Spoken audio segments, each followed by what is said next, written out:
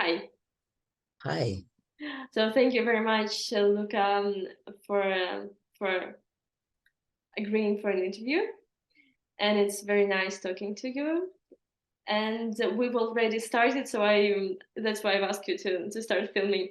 You've done just recently, and you haven't posted that one on your website, a gallery for Columbia University. Yeah, so last semester, the fall of 2022, I was co-teaching a class with a writer, a friend and a writer, Joss Lake, for Columbia University. And the class is called Creating New Worlds in Writing and VR. So it was a very fulfilling experience, actually, because I like education and I like to, transfer, skill sets or, knowledge about the digital world, VR, XR, in this particular case, to people that are coming from different backgrounds. For example, these students were MFA students in writing, a creative writing program that Columbia has. So they came with like not very much experience on the digital world. So I will say the first class were kind of intimidating for them, but we tried to make everything easier and use open source software for them to learn, by just spending some time in front of the screen, and via browser, how to create environments and 3D worlds that they can later access through VR headsets. So it was really interesting. And I ended up creating the gallery, which is a showcase or gallery showcase for the students' work so people can access those works via link. So yeah, it was really great. So the students will be creating something, and later that those works will be digital works will be displayed in the gallery done by you. The Okay. gallery that I created for the class.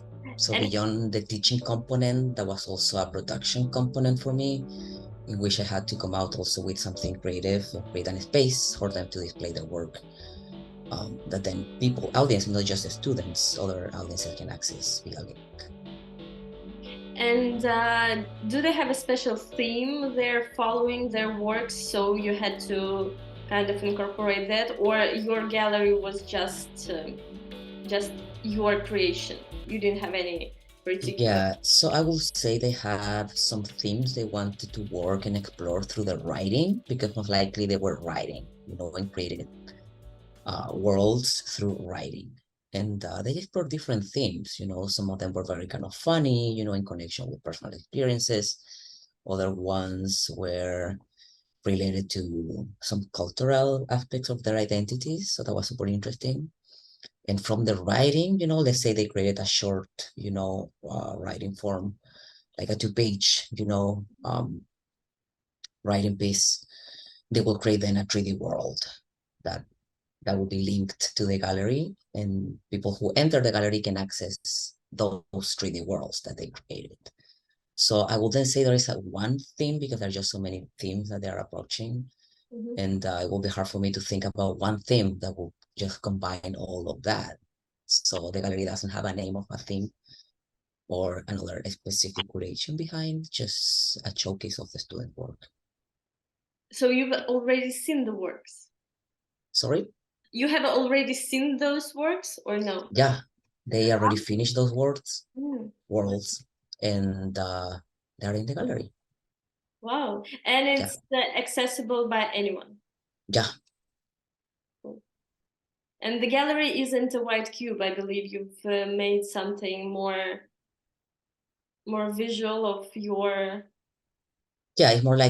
It's like a more, if you think about the environment building part, for people to walk with a VR headset, you gotta make something a little bit more traditional. It's not a cube, you can like enter different, areas and make turns and go outside. You will see water going, underneath the gallery too.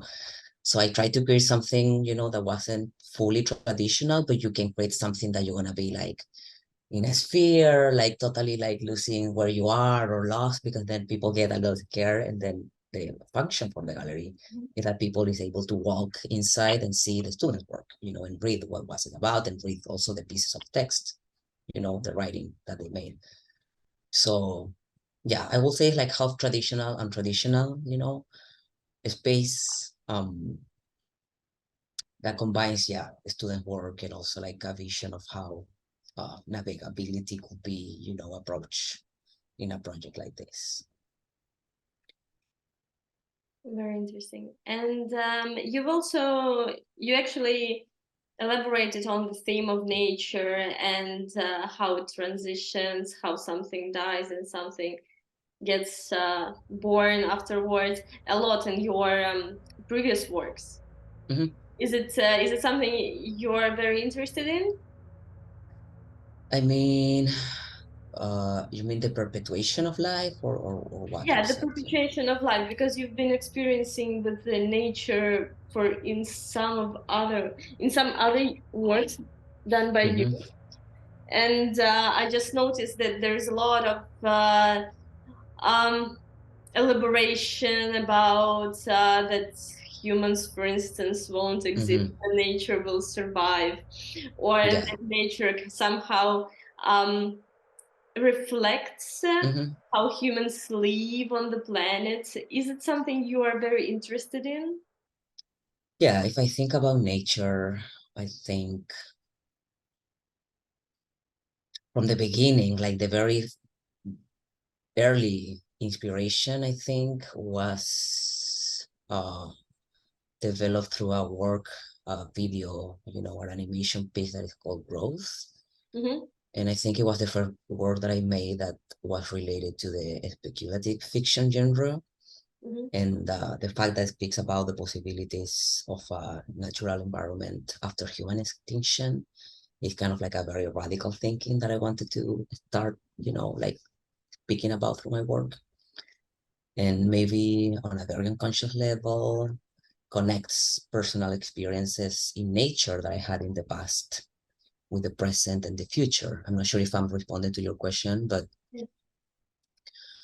when I think about nature, yeah, like for example, I grew in Valparaiso, which is a coastal city facing the Pacific Ocean. Um, so the fact that I include a lot of water in my works, you know, or like future waters or how those waters can interact with humans in the future might be definitely related to having that type of background, you know, growing close to the water. Um, yeah, and I think if I connect that experiences on water, you know, and my personal connection with water, or like emotional connection with water, with speculative fiction genre, yeah, like that word particularly speaks about, you know, the perpetuation of life when humans are not uh, growing or developing in the same way that we have doing right now. And I thought about extinction and how a tree, for example, can rotate and like by getting fed by water can still perpetuate life, you know, and hold all these like human parts Mm-hmm. in a system, you know, that is still alive and still continue, you know, and it's not clear when they did this short film or animation, like what happens, you know, after like how this human remains can grow or become something else. Um, but it's kind of like a very early work that reflects about how nature can connect with humanness or how can, you know, mutate, you know, through time or become something else in the future. And you also explore subject of mutation in Metamorphosis. Yeah, in Metamorphosis, which is slightly more complex experience because it's developed through three digital worlds. So the first one is not very connected to nature. The second one is also kind of like a very like closed, you know, like kind of Mm-hmm. like trapped environment. And I made it that way for that reason. I wanted to make the audience feel a little bit trapped in the kind of like imagery to the imagery that is not kind of showing very much what it is, but there is something behind, some queerness, Latinx, you know, created by AI actually. But then the third environment, which is placed in the future, yes, I kind of come back to nature, you know, thinking about how a human that is kind of developing the characters, you know, that I talk about within this experience, by the end of their lives, you know, think about nature again and how they connect with themselves through nature, you know, and through ancestors, through nature, you know. with an environment that is digital, but kind of reflects about the southern part of Chile, the Patagonia in Chile. And I wish I could make it more realistic, and I can include, trees, and assets or nature that is totally inspired and related to the nature that exists in Chile. But due to some limitations of 3JS, in the platform itself that you can only create with a limitation of 60 megabytes, I made those trees and that nature, that digital nature more, generic. But yeah, I speak about nature in that third world. And you actually as an important part of like the human experience. Yes, indeed. It is very important, especially today when we're losing it slowly. And you actually changed the name in Metamorphosis. Was there a reason for that? Because I actually made a mistake first. I thought it was Metamorphosis, and then you corrected me that it's Metamorphosis. Yeah. There is something in there in the name.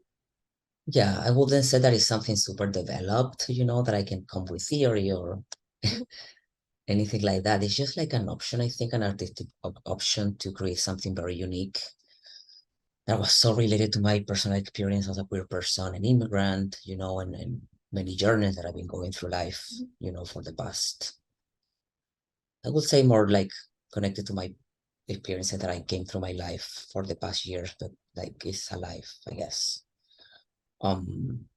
So yeah, I think the concept that came to my mind is like metamorphosis, transforming from one state to another, coming from one country to another, from one culture to another, a language, Spanish to English. There's just so many links, to transformation. So I think metamorphosis was the concept, but then it's like, how can I make this experience to be a metamorphosis, but my own unique metamorphosis? So then the name for me will have to be a little bit different than metamorphosis. So then I came with the word metamorphosis. So I think somehow creates the connection, with the word meta and morphis, meta, thinking about a meta world, that is digital, and like very like virtual, and morphis, which is kind of like this sort of like body, but mutation from one state to another one. So then I thought, yeah, I think it's the right word, and also plays a little bit with language that I'm kind of like working on decentralizing English through that experience. So making it very unique and different, my own metamorphosis, respond to that very deep impulse of decentralized and decolonized English within that experience. And what inspired you to make it your previous experience while moving from Chile to States and changing your life basically? But you still have lots of many of your works are connected to Chile. You like a lot. So you always come back there. I believe you watch what is going on, what's the political situation, how people are responding. So, and you reflect all that. It's still a part of you. It's something that will never go. What do you think? Yeah, I think there is always a possibility to go back. Chile is always present through some work that I've done, or some work that I'm thinking about, and they are in my folders of potential projects that I might develop this year or another year. And also through other collaborations with Chilean artists, there are some people that sometimes need something, from a digital artist, and I collaborate. There is always this connection, ongoing with Chile. But through past works, yeah, for example, there was a time a couple of years ago in which the protests in Chile were very active. People were demanding a new constitution, which is now an ongoing process in my country. It was really strange to like observe that process from afar. From here, it was a time in which I couldn't travel also there because of my master's program, and other commitments that I had here. So I was observing everything through news, like friends that were there and they came back, talking with my family over the phone or Zoom, So I was like, I need to create something, and somehow I want to be part of this. And I connected with some Latinx and Chilean artists that were creating a project called Brigada Scroll, which is a project that is net art, internet art, hosted by the Salvador Allende Museum in Chile, permanently hosted there. And we came out with this idea. It was an artist that got the residency, and he invited us, Christian invited us to create and co-create with him. And that one is a project that clearly we connected with Chile and with the concepts of solidarity, transformation. And we came out with many digital 3D assets, not 3D, 2D and 3D assets that were incorporated in this net art experience. And yeah, I think it was really great that we were able to connect and talk. There were many sessions that we had so much dialogue and conversations about how we wanted this experience to be. How can we approach solidarity, for example, in an abstract way, in a creative way? And it was a lot of learning, and it was a really fulfilling, time in which we connected and we came out with something to offer to the world and to Chilean audiences. And the work was actually displayed in Chile? It's displayed in a museum, the Salvador Allende Museum, but also is available online. Despite the fact that it was actually about the protest, was it displayed during the protest or after? So it was a little bit after. Well, the protests were ongoing, and some of them are still ongoing. So, that they totally finished. But by that time, I believe it was 2020 or early 2021. There was still a lot of stuff going on, and inspired by the protests, and so many manifestations, that people were doing there. We were creating these works, these collaborative works. So I wouldn't say that it's after or while, because it's kind of like within the same process, of change, like seeking change from different perspectives. We created this net art experience. So for you, it was a reflection of what's going on in the country right now? Just a reflection, not your opinion or anything, not a way to support those protesters, just to reflect and kind of think about what's going on?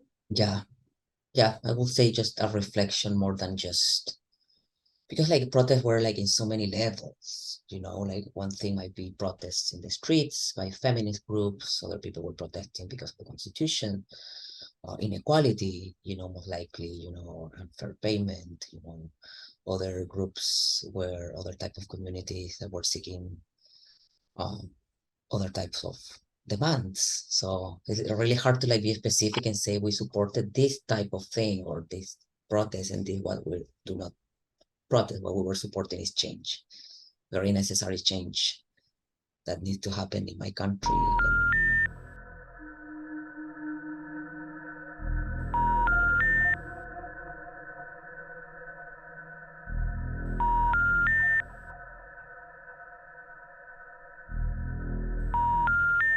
That capitalism is not a sufficient condition for freedom.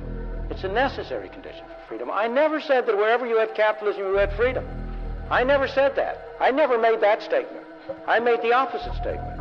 Wherever you had freedom, you had capitalism. It's not true that the wealth or the benefits of the West derive from exploiting the colonies. The facts are against you. The reason why you say that is because it is so hard for people to get out of the notion that life is a zero-sum game. They think if one man benefits, another must lose. But in a free market, both people can benefit. It continue, that is finished. Like there are so many things that needs to be seen and changed right now. And you actually started with this, you were a journalist as far as I know. Then you were always into sound art, right? And how come you ended up in VR?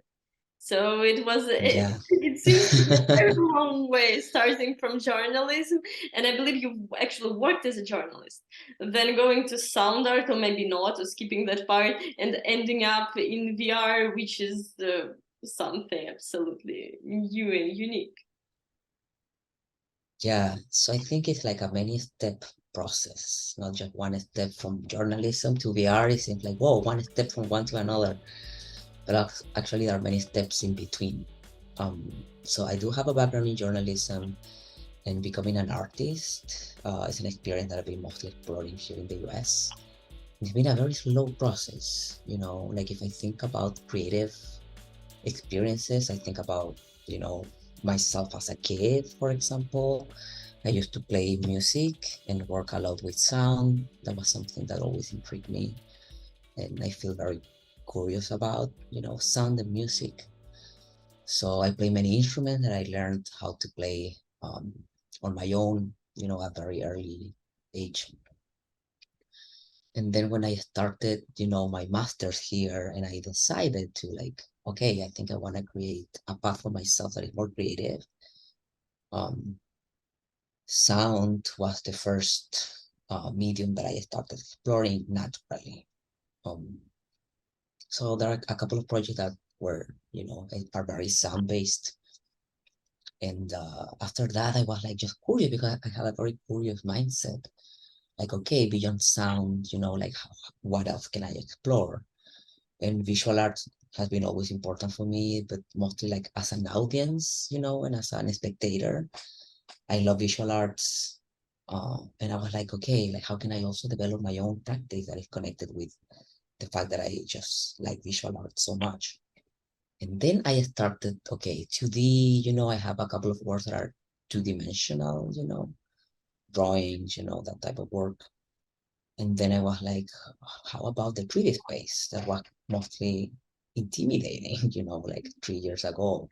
VR, AR, 3D art is like, wow, it seems like so difficult, you know, like how can I even create this? I need to learn software. Mm-hmm. First of all, I need a computer that is high end, you know, so allows me to create the kind of like energy consuming, you know, type of art.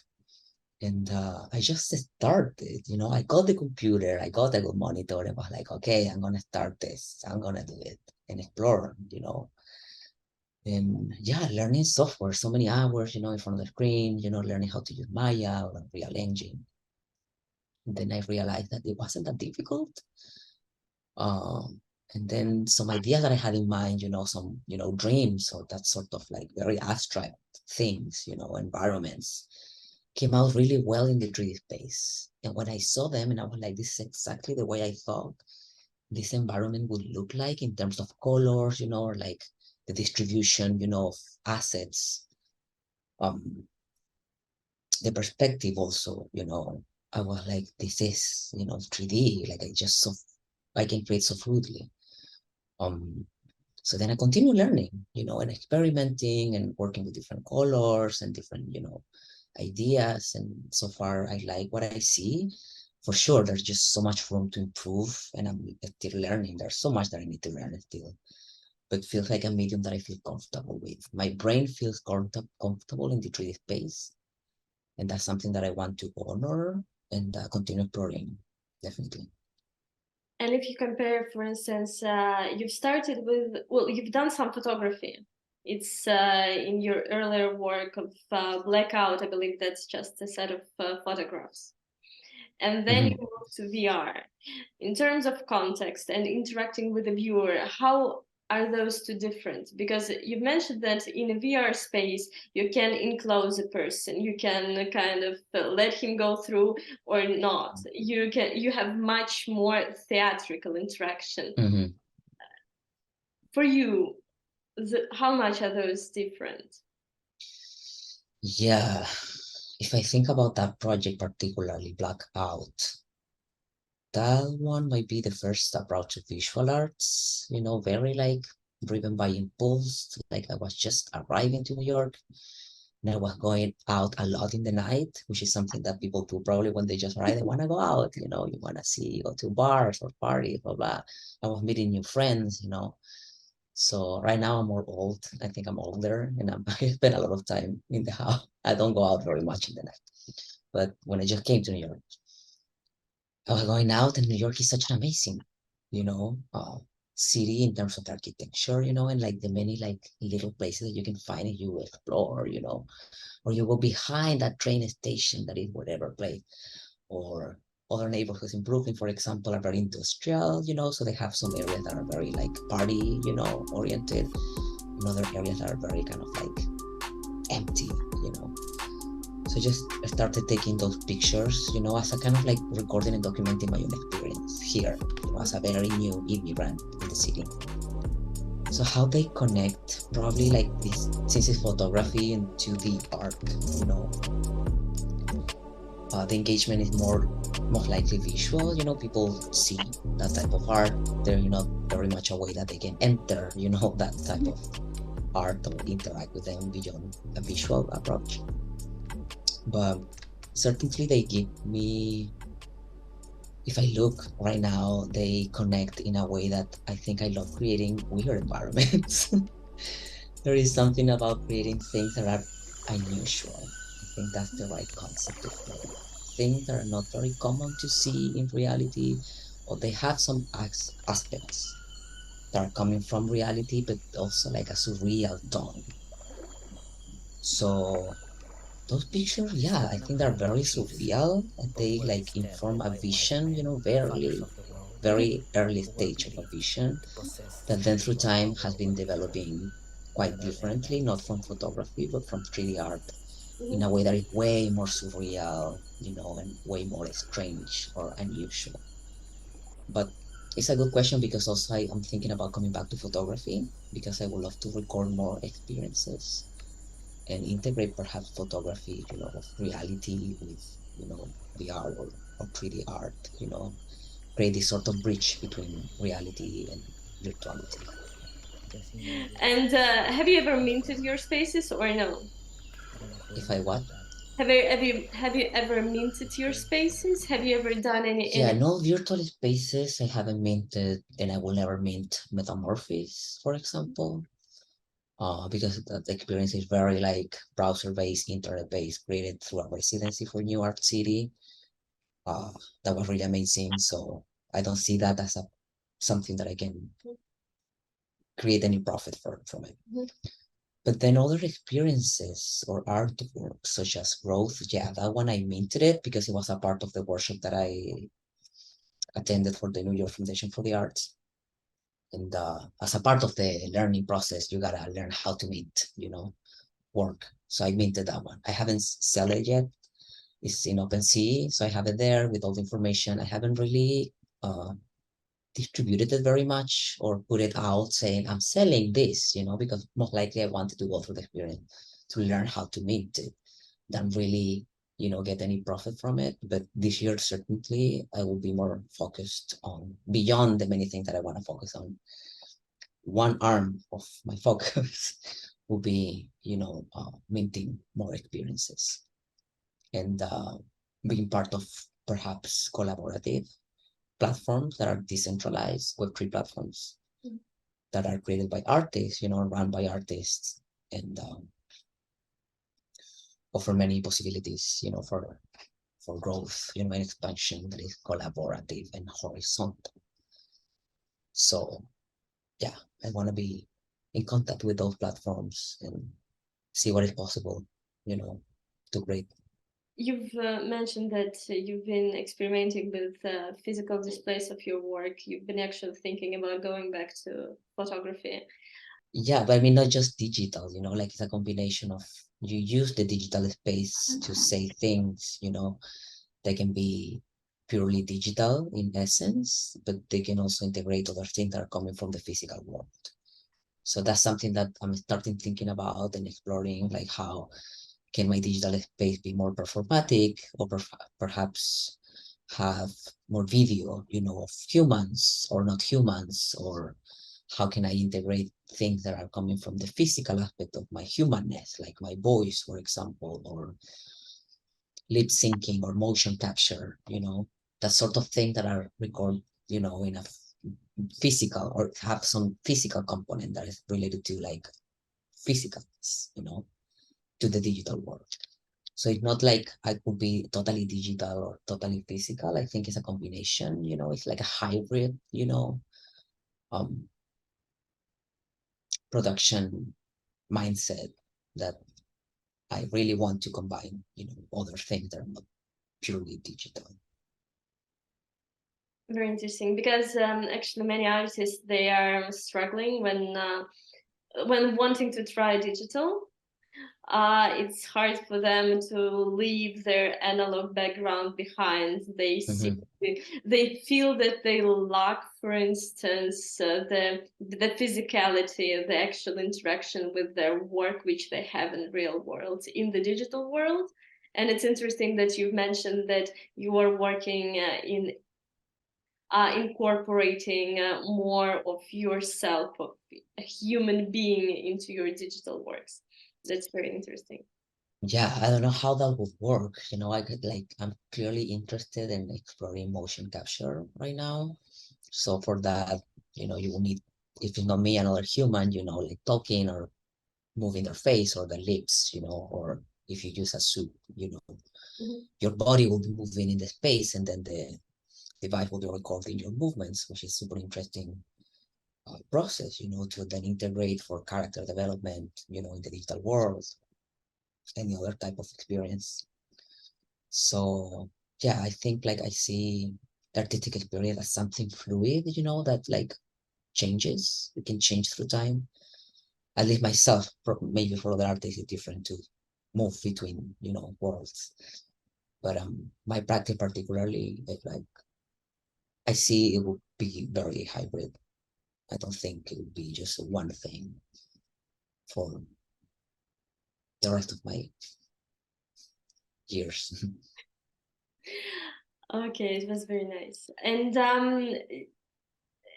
like we're getting to the end. I believe I have just one question regarding in the end, would you wish to give maybe some wisdom to the other artists who are just starting? Because your path is long, but still in comparison to many others. For instance, some people are working with art for 10 years, 15 years, and you've came such a long way in such a short time.